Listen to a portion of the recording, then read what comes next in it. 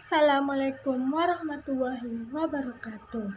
Hello everyone. Pada kesempatan kali ini kita akan membahas tentang kebutuhan menurut Jan Watson. Video ini dibuat untuk memenuhi salah satu tugas literasi digital. Dengan saya, Muriel Landari, sebagai pembaca materi pada hari ini. Simak videonya.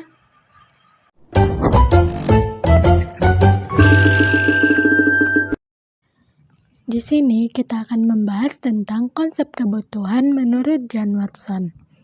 Dimulai dari latar belakangnya, kebutuhan itu merupakan dasar unsur yang dibutuhkan manusia dalam mempertahankan keseimbangan fisiologis untuk mempertahankan kehidupan maupun kesehatan.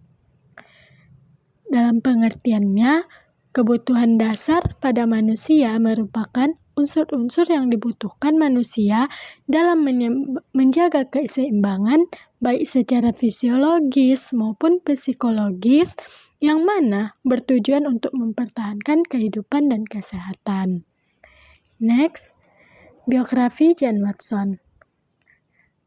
Dr. Jan Watson itu merupakan perawat Amerika yang dilahirkan di Virginia Barat dan sekarang tinggal di Boulder, Colorado sejak 1962.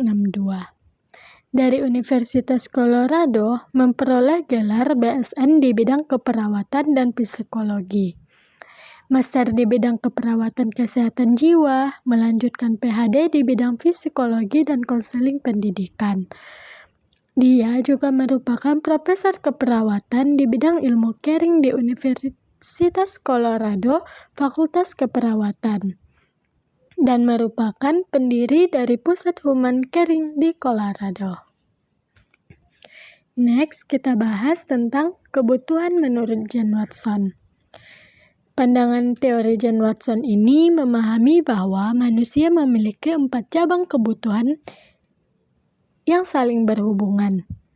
Jan Watson juga menjelaskan bahwa kepedulian dimulai dengan hadir, terbuka terhadap belas kasih, kelembutan, kasih sayang, dan keseimbangan terhadap diri sendiri.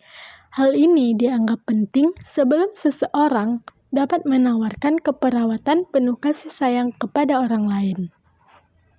Next, kita bahas jenis kebutuhan menurut Jan Watson. Jenis kebutuhan menurut Jan Watson itu terbagi menjadi 4, yaitu kebutuhan untuk hidup, kebutuhan fungsional, kebutuhan integrasi, serta kebutuhan pengembangan. Yang pertama itu kebutuhan untuk hidup. Merupakan suatu kebutuhan utama seperti makan, cairan, eliminasi, serta ventilasi. Yang kedua itu ada kebutuhan fungsional, di mana kebutuhan fungsional ini merupakan kebutuhan untuk beraktivitas, istirahat, termasuk juga untuk kebutuhan seksualitas. Yang ketiga itu adanya kebutuhan integrasi, kebutuhan untuk berprestasi dan berorganisasi, di mana termasuk kita ke dalam makhluk sosial. Dan yang terakhir itu adanya kebutuhan pengembangan, kebutuhan untuk aktualisasi diri, memanfaatkan potensi diri untuk mencapai tujuan hidup. Next, kita bahas tentang dampak apabila tidak terpenuhinya kebutuhan.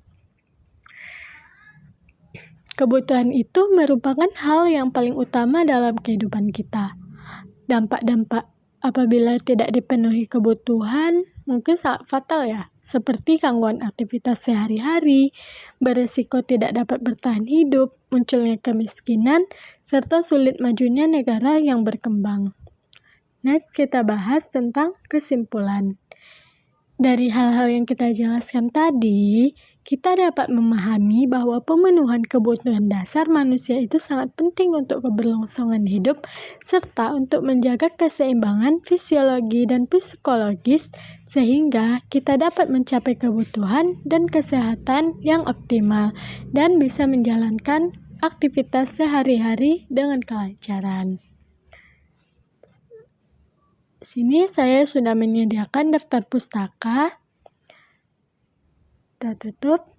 Terima kasih. Baik, sudah cukup lengkap ya teman-teman. Dimulai dari kita bahas biografi, pengertian kebutuhan, bahkan kita telah mempelajari tentang jenis kebutuhan itu menurut John Watson.